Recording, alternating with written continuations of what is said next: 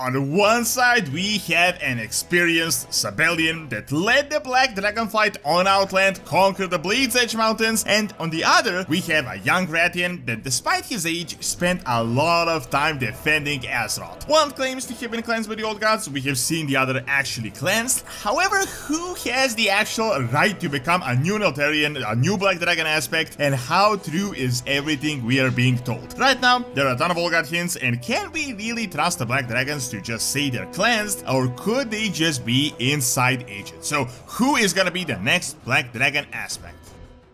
Before we get into the video, I'd like to show you guys something really cool. Yahaha Studio, a user-generated creation platform for 3D multiplayer experiences where you can create your own virtual experience without any coding or server knowledge required whatsoever. You have an open library with a million assets that make options limitless to what you can do. Yahaha is in fact so intuitive and simple to use that you can make your dream games in literally minutes. It is very simple to figure out. For example, as you can see, you can literally just add an NPC instantly from the library that you can choose from, which is huge, and you can just program his behavior so he can move in whatever direction you want, he can attack you amongst many other things, and this is just one of the countless features. Yaha also hosts regular sessions to help the community enhance their building skills, so you can check them out on Twitch and YouTube as well. So make sure to click my link in the description below, check out Yaha Studio, and start building your dream games for free. So, as most of you are familiar with Wrathion and you've seen him all throughout the expansions and questlines, let us first cover Sabellian, as he really is the lesser known one overall. In the past, he was quite a minor character, whereas Wrathion was one of the lead ones, especially in Pandaria, but now, as Sabellian returned to Azeroth, he really is up to par with Wrathion in terms of significance. However, technically, Sabellian has actually been present in the game for a longer time, so we don't really know how old Sabellian actually is, but he is definitely old. Maybe not a dragon aspect type old that could go as far as like 100,000 years, but he is definitely up there as in he's old. Now, almost everything we know about him comes from Outland and the Burning Crusade. I don't really want to bore you with the detailed lore of this, but to put things in the shortest amount of time possible. Deathwing, as he was crafted by the old gods, had collaborated with Horde, and for his help he had settled in Draenor and sent the Black Dragonflight there together with the X. Sabellian, as one of his more important lieutenants, was one of the leaders here, and later the actual leader when Deathwing left. This, at the time, really was a disaster. A bunch of dragons were outright just killed by Gruul, who literally later became known as Gruul the Dragon Killer. Then as Draenor exploded, he was essentially left there for a really long time stranded. As far as we know, Sabellian and the Black Dragons spent about 30 plus years on Outland, and in that time, quite a few things happened. First is that he had, as he says, managed to free himself from the old god corruption. Keep in mind, the entire Black Dragonflight was corrupted by the old gods, just like their leader Deathwing, and Sabellian was literally no different. One of the main points is that he was on a different planet, really far from the old god influence. He has freed himself, as he says, due to his strong will as well. We will get into this in a bit, because I think this is really going to be a really strong point in Dragonfight, especially as we learn how Deathwing actually corrupted at the source, like what was it that actually corrupted Deathwing. Second is that eventually the dragons had managed to conquer the Blade's Edge Mountains, and they had, as they said, bent it to their will, meaning they were the dominant force in the region after we left. Now, what is more important than anything here is that Sabellian literally just returned to Azeroth, as he had learned of the return of the Dragon Isles. However,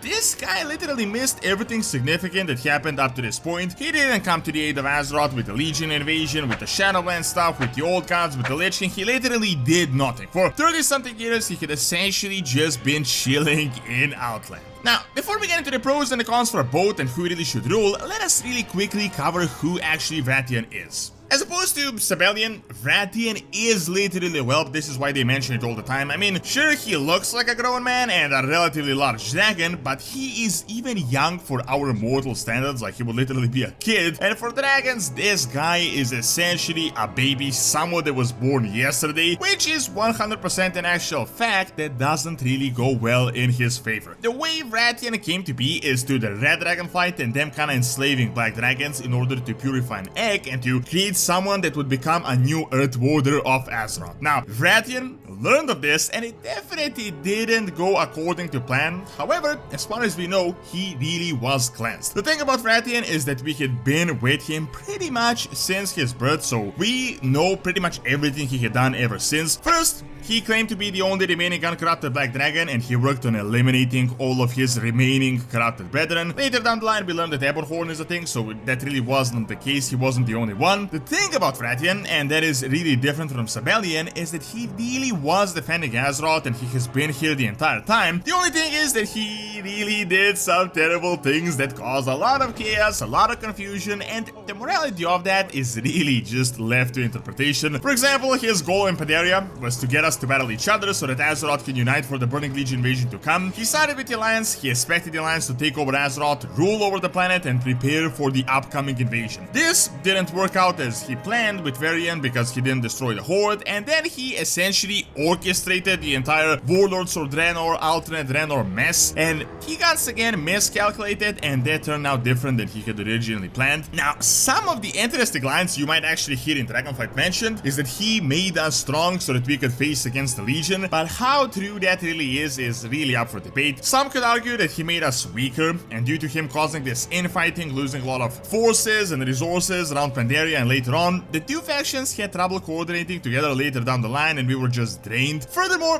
what kinda doesn't make that much sense is that apparently Wrathion knew that the Legion invasion is coming, but the way the Legion came is through alternate Draenor and alternate Gul'dan, which he had actually orchestrated, so that doesn't really make all that much sense. The only thing someone could argue is that he sped up the Legion invasion this way so that it would come sooner to us and the Legion wouldn't have a longer time to prepare, an even bigger one, but that as well is really up for debate. Regardless, and despite his questionable methods, the reality is that Wrathion really was with us throughout all these events. He fought the Legion, the Old Gods, and he has been defending Azeroth wholeheartedly. So when we take these two into account, let us actually compare who should be the new Black Dragon aspect and who really has the legitimacy to become the new Neltharion. So, the main point, and something that is constantly pointed out, which really is a legit point, is age. I mean, sure, age doesn't really work with dragons as it does with us. Wrathion listened and understood what was going on when he was inside the egg before he was actually born, but it is nonetheless an important factor. In my opinion, Sabellian has a lot more experience to be a leader, and that really is a critical factor. He's very old, he personally knew Deathwing, he was essentially a Black Dragonflight leader on a different planet, and he had experience with the corruption and without it, so he knows how it works, while Wrathion did lead some forces in a way, but he really just lacks in the experience department. On the other hand, something that really goes in favor of Wrathion is dedication to protecting Azeroth, as after all, a dragon aspect is there to protect the planet. Despite being so short-lived, Wrathion literally spent all of his time defending the planet from threats, and he was heavily invested. Now we are searching for a new aspect to continue protecting, and let's be real, Sabellian literally did not do anything. He was a minion of corrupted Deathwing, went to another planet, and literally just returned to claim the legacy despite doing nothing to actually deserve it. He did apparently cleanse his fight and himself, but the past decade or so was one of the most critical times in the entire history of Azeroth, and he never really thought to return and to fulfill his father's failed door. So on this side,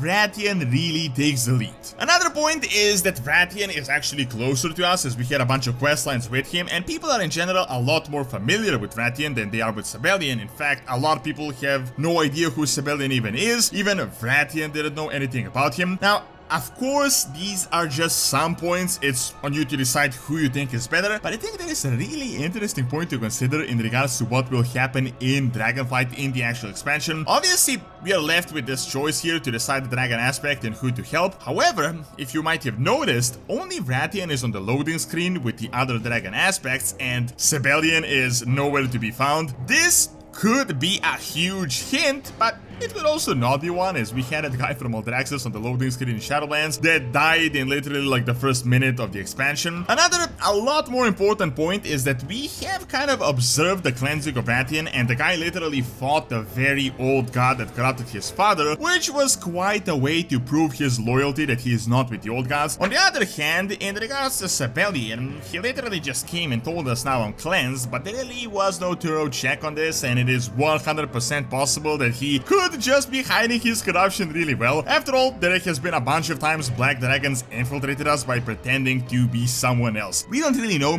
how this entire corruption mechanism works. Right now, there are a ton, and I mean a ton of old gun hints all over the place, and it is really highly probable that they might return in the biggest fashion since the fall of the Black Empire. How likely do you think is that Sabellian could just be an agent that is meant to attack us from the inside? Someone that should become an aspect so that he could become Deathwing 2.0 and that can ultimately serve the old gods. Honestly, with how crazy the old god plans are, I think this could 100% happen and we might just be manipulated this entire time. On the other hand, it is possible that none of these guys are actually going to become a dragon aspect, even if Sabellian doesn't betray us. We do in fact have another cleansed black dragon known as Ebonhorn, who has the age, the experience, the leadership abilities of Sabellian, but he also isn't a whelp and he doesn't possess the arrogance and the impatience that comes with young age, which is the case with Wrathion. So maybe this entire choosing the black dragon aspect could just in the end be a distraction and a way to animate the audience, and something entirely different will happen by the end of Dragonflight.